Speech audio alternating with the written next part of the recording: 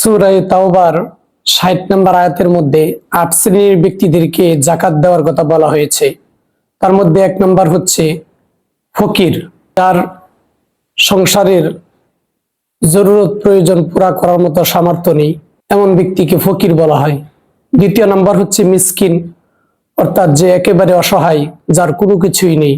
তৃতীয় নম্বর ব্যক্তি হচ্ছে যারা যাকাত উত্তোলন করে বিত্তবান বা ধনী ব্যক্তিদের থেকে যাকাত উঠিয়ে গরিবদের মাঝে বন্টন করে দেয়, তাদেরকে যাকাত দেওয়া যাবে। চতুর্থ নম্বর হচ্ছে অমুসলিমদেরকে দ্বীনের প্রতি উৎসাহিত করার জন্য, দ্বীন ইসলামের প্রতি তাদেরকে আগ্রহ সৃষ্টি করার জন্য তাদেরকে যাকাত দেওয়ার কথা বলা হয়েছে। তবে এই বিধানটি রহিত হয়ে গিয়েছে, এখন আর এটার কোনো কার্যকারিতা নেই।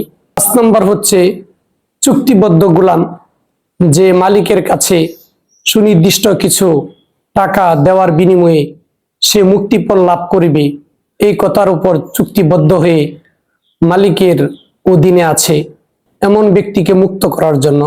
৬ নম্বর হচ্ছে ঋণগ্রস্ত ব্যক্তি, যার এত পরিমাণ ঋণ আছে যে তার যে পরিমাণ অর্থ আছে সে এর দ্বারা ঋণ পরিশোধ করতে পারতেছে না, এই ঋণগ্রস্ত ব্যক্তিকে দেওয়া যাবে।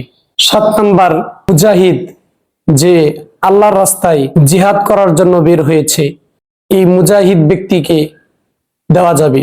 ৮ নম্বর হচ্ছে মুসাফির ব্যক্তি, যে সফররত অবস্থায় আছে, যদিও তার বাসাবাড়িতে চলার মতো সামর্থ্য থাকে, সে আর্থিকভাবে সচ্ছল থাকে, এরপরেও যে মুসাফির ব্যক্তি সে যদি সফর অবস্থায় সংকটে পড়ে তাহলে তাকে দেওয়া যাবে।